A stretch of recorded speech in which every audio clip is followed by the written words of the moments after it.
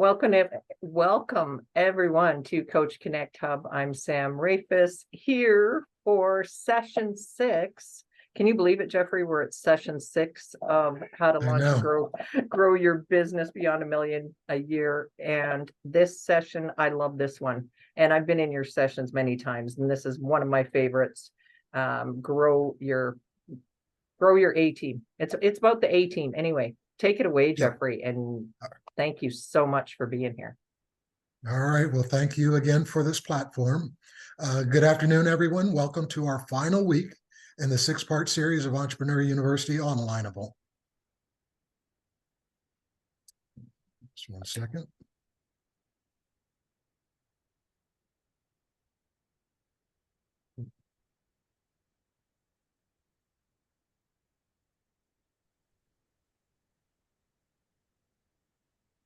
So just to recap, in the last 5 weeks, we've discussed how to maximize your probability of achieving entrepreneurial success by pursuing ideas fueled by your passions, how to laser focus on uniquely solving problems for customers that your competitors either ignore or underserve, how to enhance the probability of success by forming unconventional strategic alliances with much larger companies, how to provide world-class customer service to transform customers into brand evangelists, and how to access capital by understanding what motivates others to invest in your vision. So this week, we're going to discuss how to surround yourself with an A team of co-founders, executive leaders, managers, staff, advisors, and board directors to give yourself the highest probability of executing on your business vision. So when most of us launch a startup business, we start off as solo proprietors with no employees. Hopefully, we've written a business plan, so we know how much cash we need to survive until monthly business revenues exceed monthly business expenses, but probably not. Hopefully, we've saved enough money to pay ourselves and cover our cumulative losses until the business reaches its break-even point, but probably not. Hopefully, we've educated ourselves about all the tasks we're going to have to master until we can afford to hire employees, like marketing and selling our products or services, servicing our customers, accounting for the sales we make to customers, raising capital, producing and distributing our products or services to customers, running the internal operations of our business, managing the technology that supports our business, purchasing products and services for our business, and contracting with customers and strategic alliance partners. But probably not. Fortunately, there are a myriad of resources to support entrepreneurs in the early stages of development that ease the burden of not having staff. Entrepreneurs can network with fellow entrepreneurs and professionals by joining their local chamber of commerce, CEO mentoring groups like Vistage, or private business clubs, and can get support services and counsel from organizations like the Service Corps of Retired Executives or a local college's Small Business Development Center. And if these organizations can't help you, they'll be able to refer you to organizations who can help. What you'll want to do is lean on these external support organizations until you have sufficient revenue to begin hiring employees.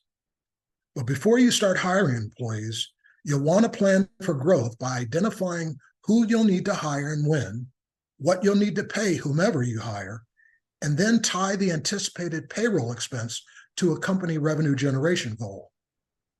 There's a concept created by the CEO of Rakuten called the Rule of 3 and 10 that explains the stages of change that you should anticipate your company will go through as it grows from launch through exponential growth to exit. At each of these employee growth points, you should anticipate that everything in your company is going to break and will need to be changed. As scary as the Rule of 3 and 10 sounds, if you plan for these changes in advance, you'll be prepared to navigate the changes associated with positively growing your business. Now, the only thing you'll need to do is adopt the mindset that will allow you to assemble the A team that gives you the highest probability of achieving whatever vision you have for your business. So for the next 10 to 15 minutes, I'm going to guide you, one of you, through a discussion so you understand why it's critically important for your entrepreneurial success to surround yourself with an A team. Please raise your hand digitally if you're willing to be a volunteer, but you have to be knowledgeable about professional basketball. We've got a small group so far, so please do not be bashful.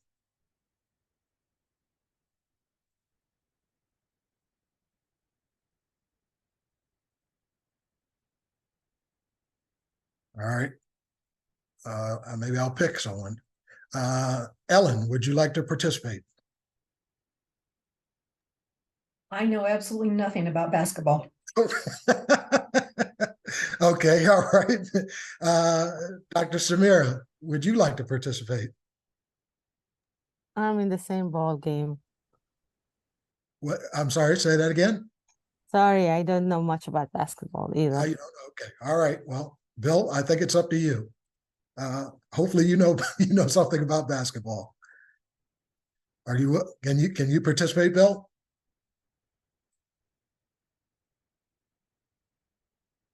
No, Bill. Yeah, now I finally couldn't get to the dang button.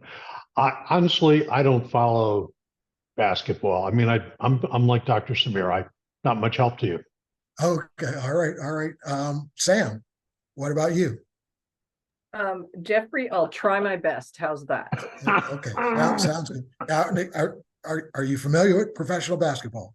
Somewhat, yes. Somewhat. Okay, all right, Yeah. sounds good. All right, here we go. All right, Sam, for this hypothetical exercise, I need you to assume you're the general manager of an NBA team, right?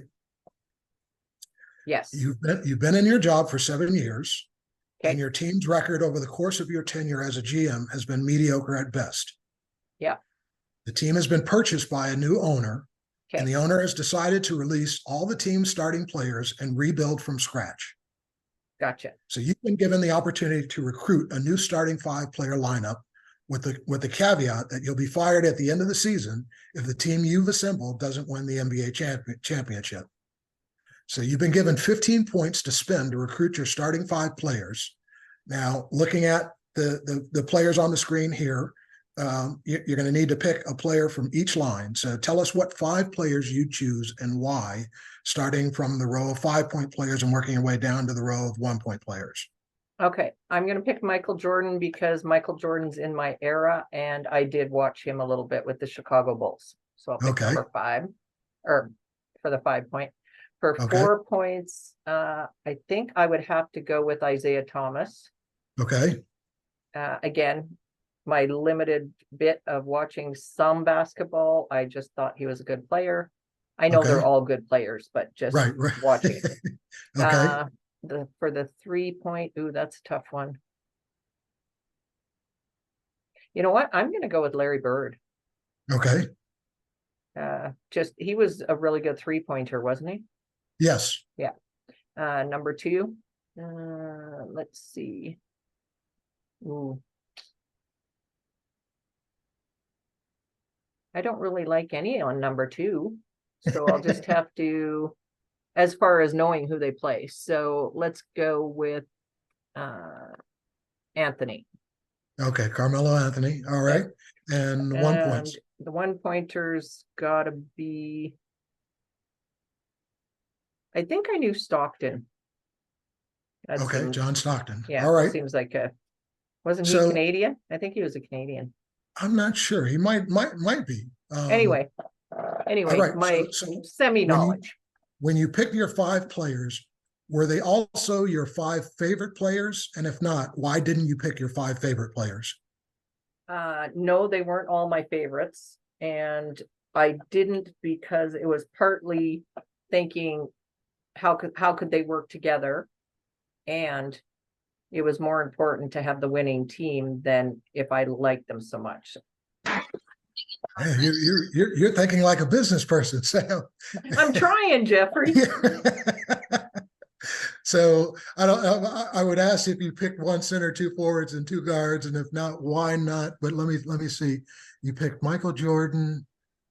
So Michael Jordan was a guard. He's a guard. You picked Thomas. I think Thomas. I think he was a guard, wasn't he? Yep, he was a guard. You picked Larry Bird. He was a forward.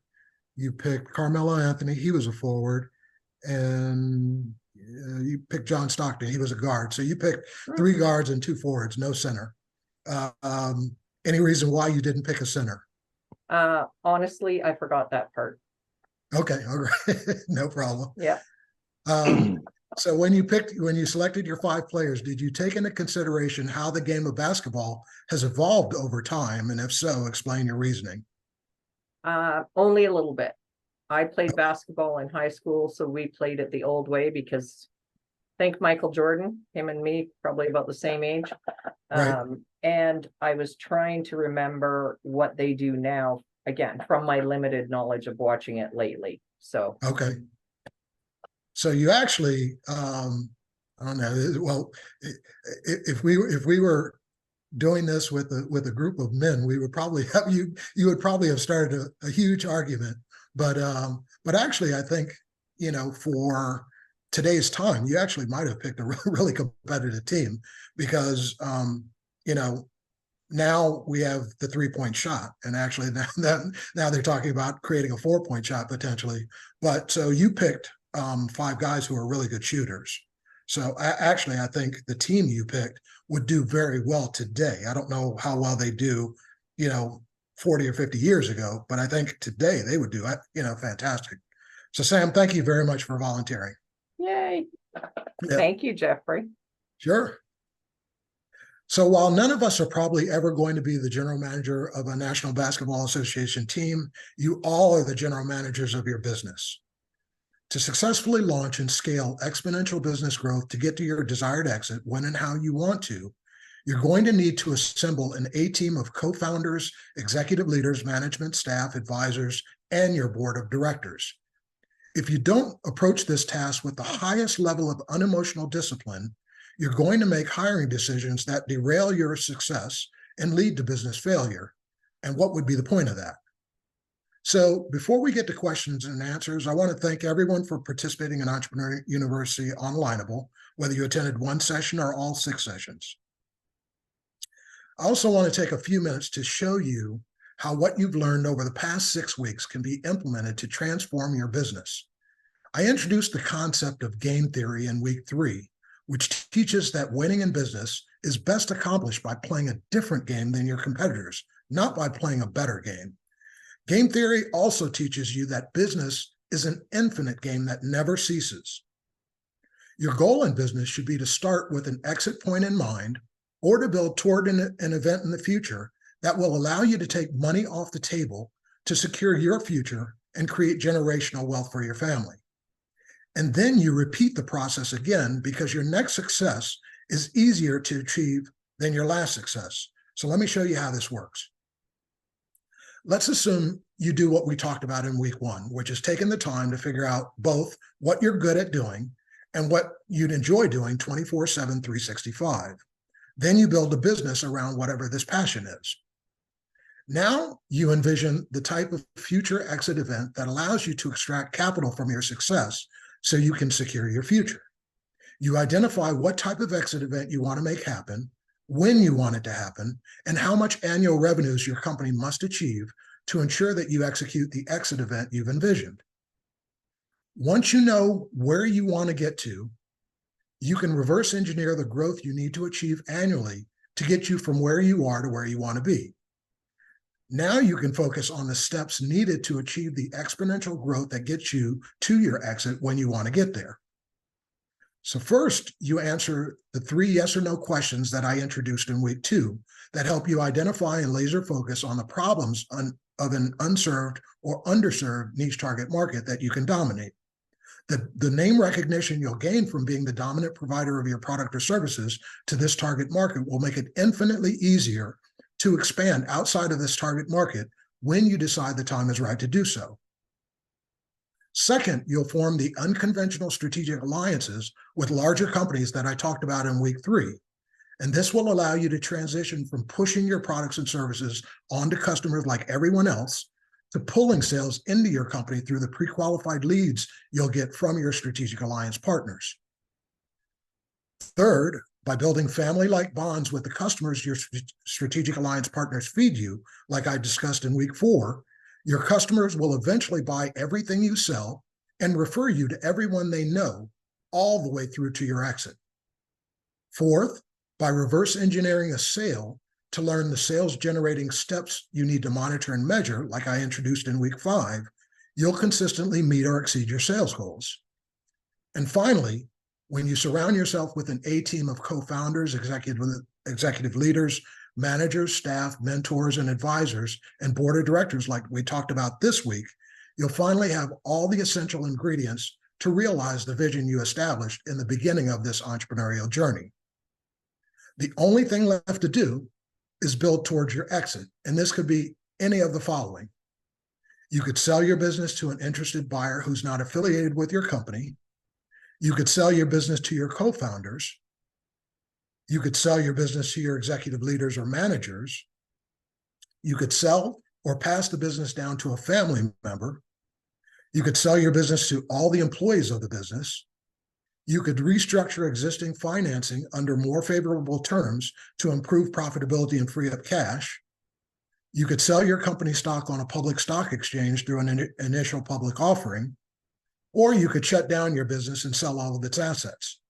Now, let's assume you sign a 1 to 2 year non-compete agreement with the buyer of your business. The buyer of your business knows you're the face of your business, and the business has a higher chance of succeeding under new ownership if you're still involved with the business. So the new buyer will most likely hire you as a full-time consultant to the business for the duration of the non-compete agreement. Once the non-compete agreement ends, the easiest thing for you to do would be to start another business just like the one you just sold, or rinse and repeat. Because of your previous success, you have a wealth of relationships with strategic alliance partners, customers, employees, mentors, and board members, all of whom shared in your success. Your entire network will gladly hop aboard your next successful train for as many times as you're willing to leave the station. And this is how the infinite game of business creates generational wealth for your family.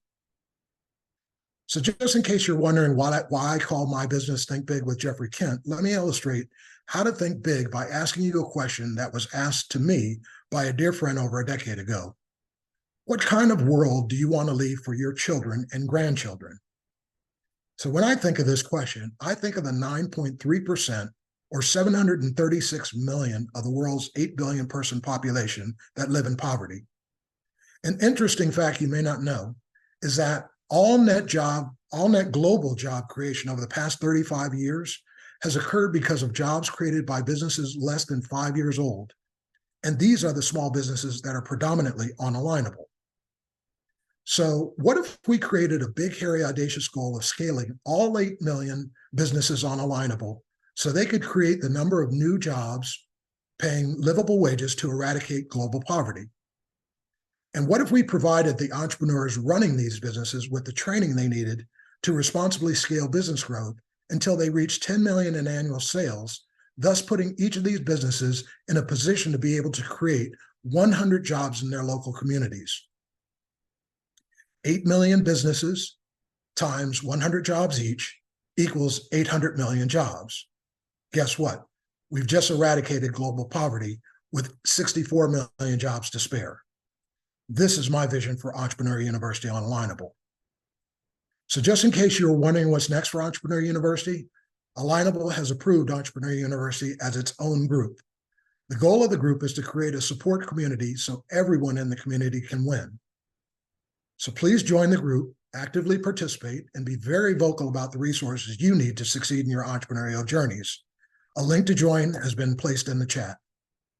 So with the time left, I'd like to answer whatever question you have about what we learned participating in Entrepreneur University Unalignable over the past 6 weeks. Oh my goodness. Wow. Thank you, Geoffrey. The past 6 weeks have been amazing. Thank you so much for being here. And give me 1 second here, people, and I will call on you for Q&A. And let's see here. I just want to stop the recording and get to the right button.